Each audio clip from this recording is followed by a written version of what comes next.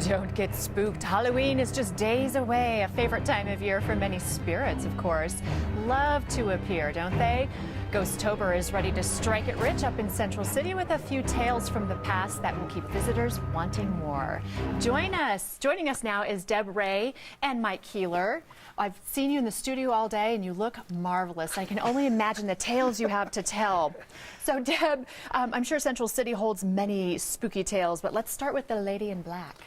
Lady in Black, or Columbine Lady, as she is known too, is popular and has been since I was a little girl and went up to the cemeteries. And when I moved up to Central City, first thing people ask, have you seen the Lady in Black? And what it comes from is a gentleman by John McNamara, Cameron. He was a very young guy and he was very popular, tall and handsome. So he was well liked by all the ladies.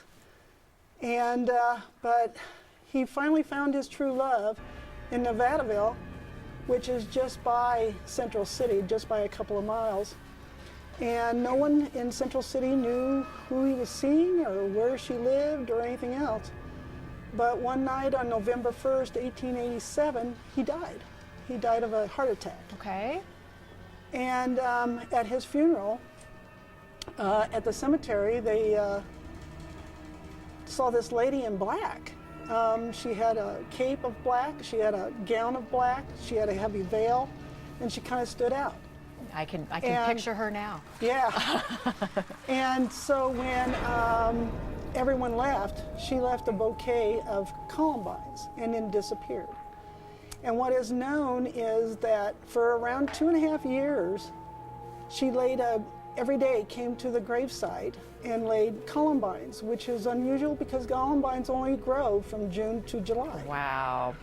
Love it. And so that's what that all comes from. And there are so many stories I want to get to, and we're going to run out of time. But Mike, I want to talk about yours and the teller at the Opera House. Well, it's not your story, but it's the teller at the Opera House. Oh, the teller house is the most beautiful place in town. I think it was built in 1872.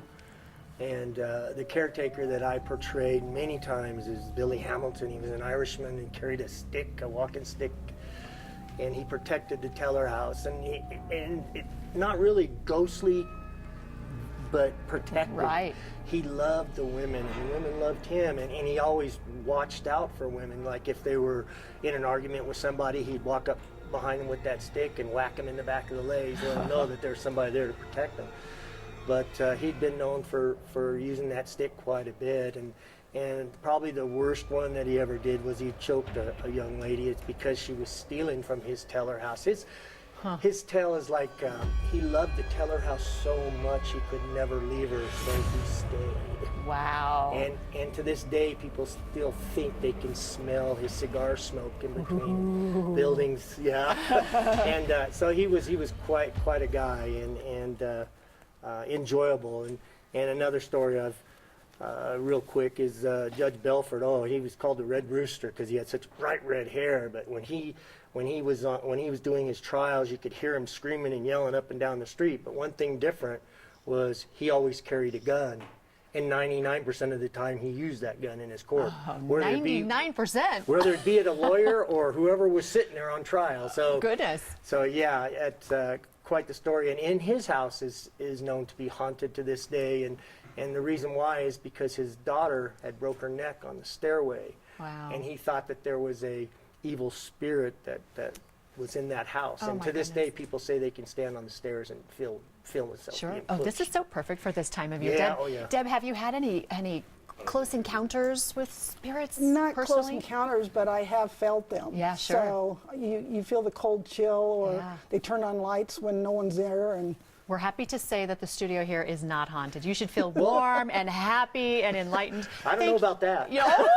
That's another show. Thank you both so much. You're welcome. We appreciate you being here. Thanks Tomorrow for having us. Ghostober, join us for a look at what haunts the Fort Collins Museum. Thanks so much, everyone. Have a great day.